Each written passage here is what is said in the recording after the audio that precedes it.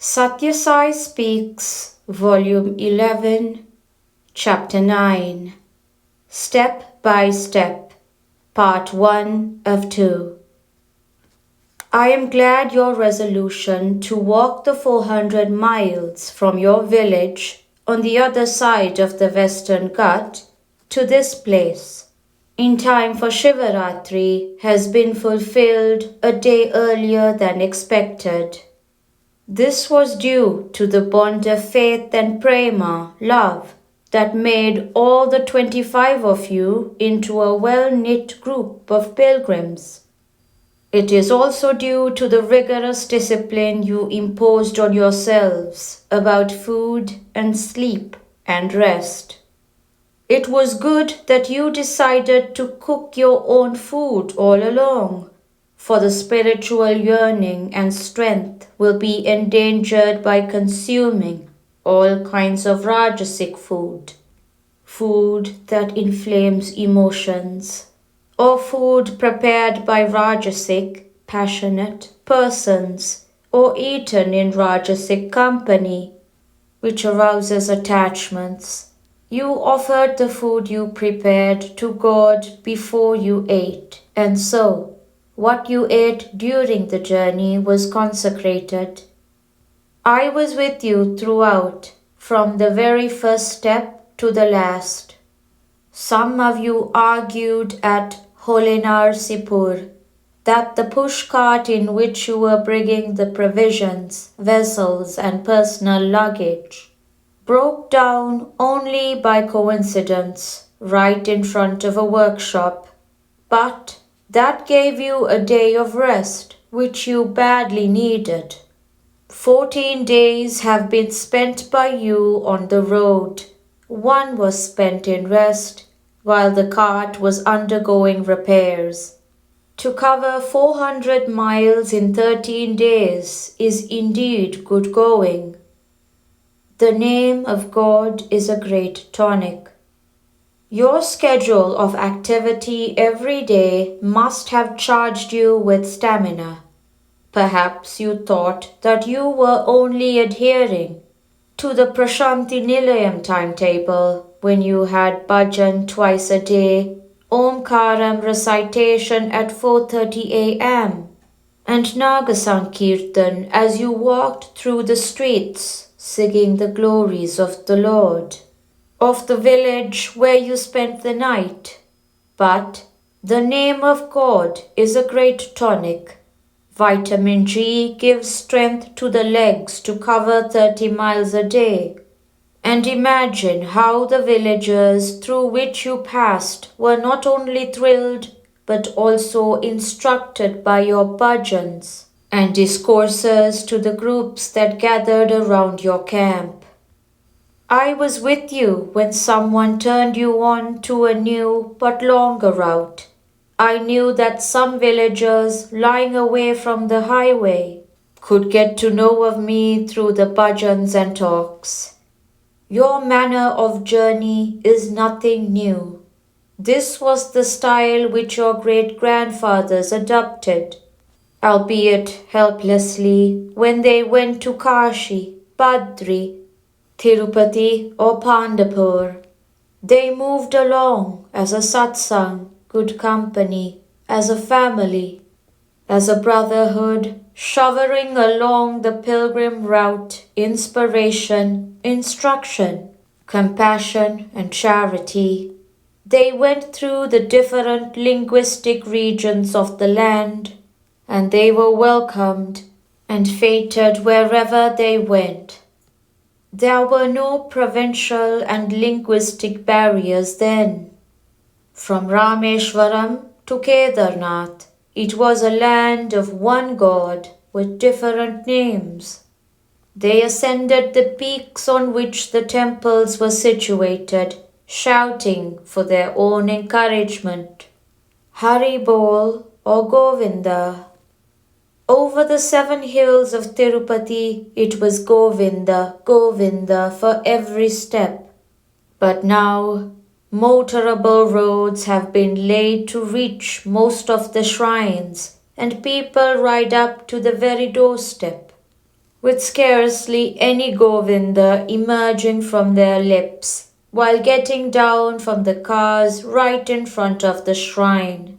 They throw away the stump of the cigarette that they were smoking till then. I am glad you came walking with the name of God on your lips, even in these days, when you could have come in cars or buses right up to the Prashanti Nilayam. Activity is the very sine qua non of life. Shankaracharya in the 5th century AD went on foot from Kanchi to Kanti, Badri to Kashmir, Kedarnath, Kailash or Puri, Shringeri and Kaladi, and he lived only until the age of 32. Imagine the tremendous amount of work that he did, writing, expounding, propagating, establishing, organizing, inspiring, teaching, all in about 14 or 15 years of active life. When you trudge towards a holy shrine, when your legs ache, you pray to the God who is leading you forward. Your thoughts do not deviate from that high endeavor. I know you came reciting or reminding yourselves of the name Sai Ram. I know that you spent 75% of the time in divine thoughts. Only 25% of the time was spent on your personal worries, your homes, people there and their problems, discussions on the distance yet to cover and the distance already covered, didn't you? Also, some suggestions about smoother and quicker movement. Be active. Welcome activity. That is the message that God gives man at birth. The breath teaches you so hum all the time. So when it goes in, and hum when it is exhaled. Activity is the very sine qua non of life. You will have to select that activity which is conducive to your spiritual progress, judging the stage in which you are at present. There is no high and low in the activity. The eyes see stars that are billions of miles away, but they do not see the ears which are close by. The eye must see, the ear must hear, the hand must hold. That is their dharma, duty. Each must manage his own dharma. Use your limbs as God willed them to be used. A plant and tree has a number of uses. The leaf is used to eat one's meal from. The flower is used to prepare a few dishes.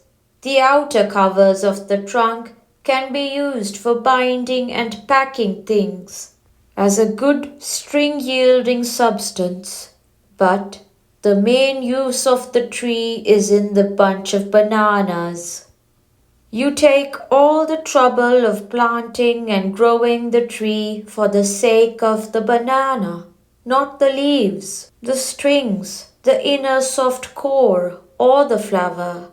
So too, the main use of this human body is the realization of that reality. The rest is all incidental. Prahlada prayed, Lord, I desire to adore you and offer flowers with both my hands. You may say, oh, the hands have so much else to do.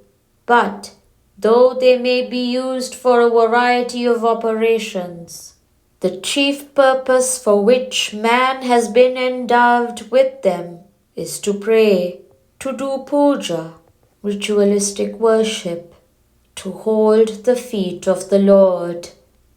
The ears are designed to hear the glory of God, the eyes to stand witness to its manifestations. The tongue may be used to talk scandal, or to flatter those in authority, but that is really misuse. Use it as God willed it to be used, for seeking the hymns of divine glory. Like Sita under the Ashoka tree, surrounded by ghastly demons who terrified her and held out threats of torture. But all the while, in the bliss derived from the contemplation of Rama, the tongue moves about with sharp teeth around, waiting for a chance to hurt and wound. The tongue has to speak out testimony for the majesty and mystery that is God. All other tasks are subordinate. The legs must take you to the temple of God. Of what benefit is it if they take you to houses of vulgar entertainment, or places where money is earned and lost, as in the racecourse? End of part 1 of 2. Prashanti Nilayam, February 21st, 1971.